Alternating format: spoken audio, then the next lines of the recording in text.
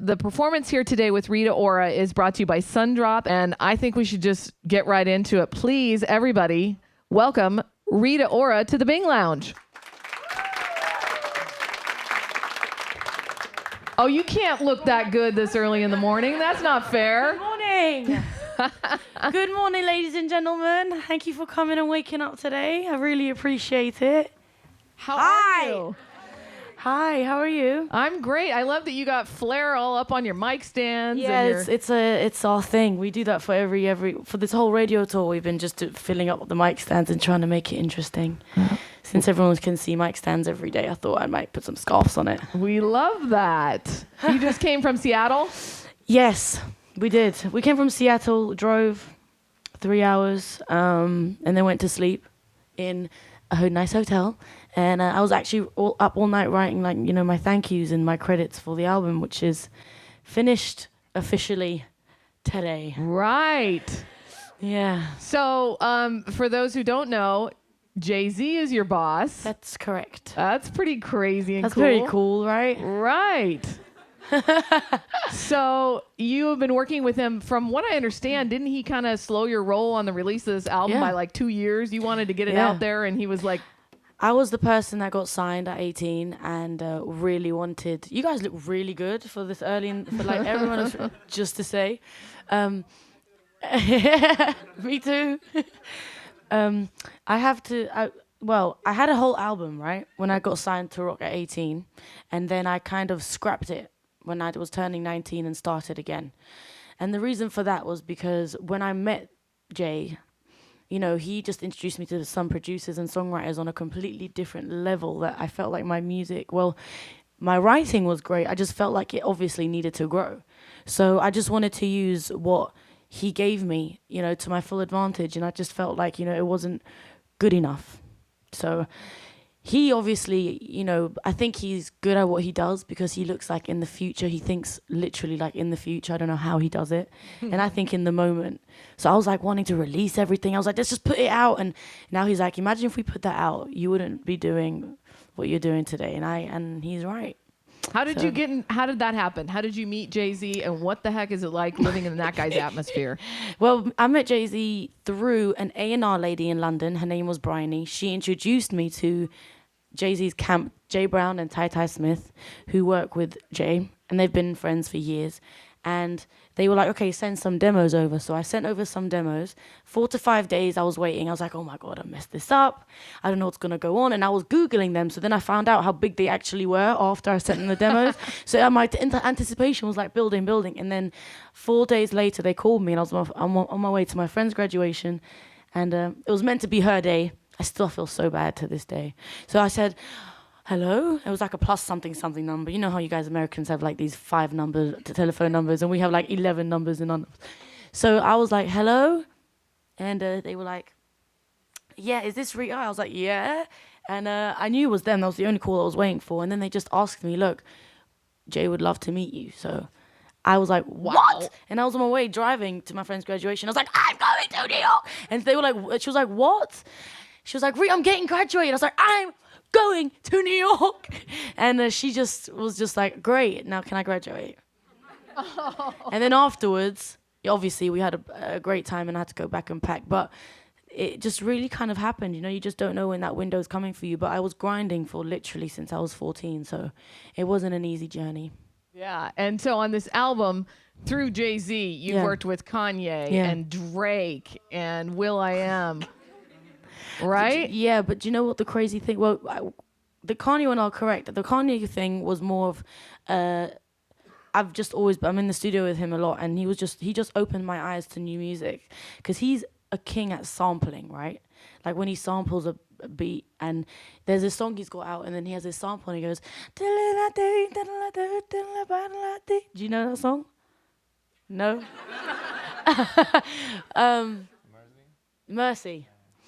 And that sample he has is like, I think like this old, I don't even know where he got it from. So I was like, and he opened my eyes to new music. So maybe in the future we'd work together. But other names, yes, Drake and will.i.am, and we have a Rock Nation surprise on this track called Love and War, which I don't want to give away, but it's a really good surprise. to me though, it wasn't just about the names.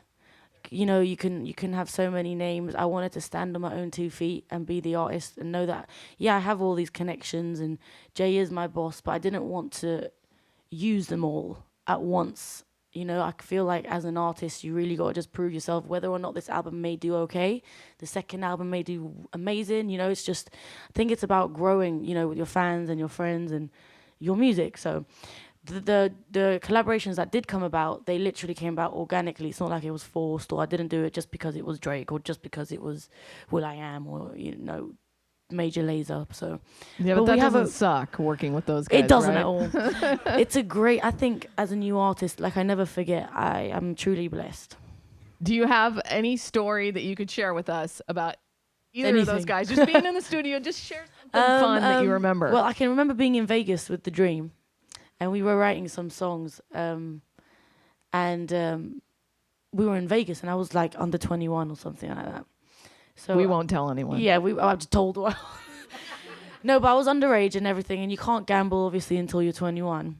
So I kind of just pretended. Well, obviously they asked for my ID, but I just gambled once. Like I think it was roulette. I was gonna say Russian roulette, but that wouldn't be good, would it? And I just said, and I was like, I just betted it all on red all the time. I was like red, red, red, and I won like $5,000. Upgrade on the next journey to wherever I was going. I got a complete first class upgrade. Because at that point, you know, the labels don't pay for your upgrades until you start making some dosh. I love that. I love it. So how long have you been here? You're not in the UK. You're living here now, right? Not right here in Portland. Well, no. I mean, I'm joking. I'm trying to figure out how, No. because you have all these connections with all the. I heard you're dating Rob Kardashian. Yeah, I know everyone heard. No, I'm not dating him, but we are friends. Yeah. No, we're not dating. I swear. I feel like it'll be unfair for me to date right now. I'll be really selfish if I did date someone. I'm never anywhere in one place, so that'll be a really bad relationship. Right. But to tell you the truth, I do like guys. I mean, I like boys. I fancy boys. But I'm not in a relationship right now. Yeah. Okay. And so, we were talking about your flair you got here. You look hot. It's 8:30, 9 o'clock in the morning. I love, you know, how we do video. Thank you It's very so much. fun the way you dress. Are you like into fashion? Do you have a fashion icon that you follow? Yes, I do. I have a few fashion icons, but fashion for me is just so fun. I always play, even when it comes to props. Like I just did a thing, I don't know if I can say it, but I'm just going to say it anyway, for MTV Unplugged, and we did like a session, and it's out I think in September or something, and we completely last minute just decorated the whole of the stage with like, I don't want to give it away, but it looks a bit like a forest. It's really cool. And I just love to really creatively have every input whenever I can.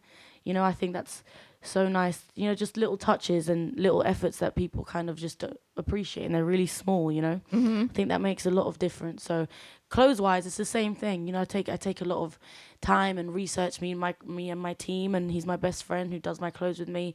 He knows me better than anyone, and he sits and researches, goes to shows, and then we just come back and we do like a big mood board, and you know, it's like a process. A mood board. I love that. Of like the next few months, and it's like we make stuff, and it's definitely a process and an organized. Right. I love it. So fashion icon that you follow? Oh yeah, sorry. Well, she's just coming back out now, and I think she's going to show everyone why she is my fashion icon. Gwen Stefani, she is one of my icons. I love her. We love her. Yeah, I love her from the No Doubt days. You know, before it was like Holla Back Girl. She was just so cool. And yeah, I think, and the majority are more of in the fashion world. Like I really read Vogue, and I like the editor of Vogue. Her name is Anna Della Russo, and she's kind of she's got a lot of wisdom about clothes. And Kanye West, I wish I dressed like Kanye, but a girl version, that would be really cool. Just basically people comfortable in their skin. Gaga also, some people may not agree. It's like she's like Marmite, you know. But I think she's just incredible for her courage, and like I really love her. So, and Madonna as well. Well, we are so excited to have you here today. You guys ready to hear Rita sing for us? It's so early. Thank you for coming out today. I will never forget this. I was like, it's so early, guys. What if no one comes? But you guys did, so thank you.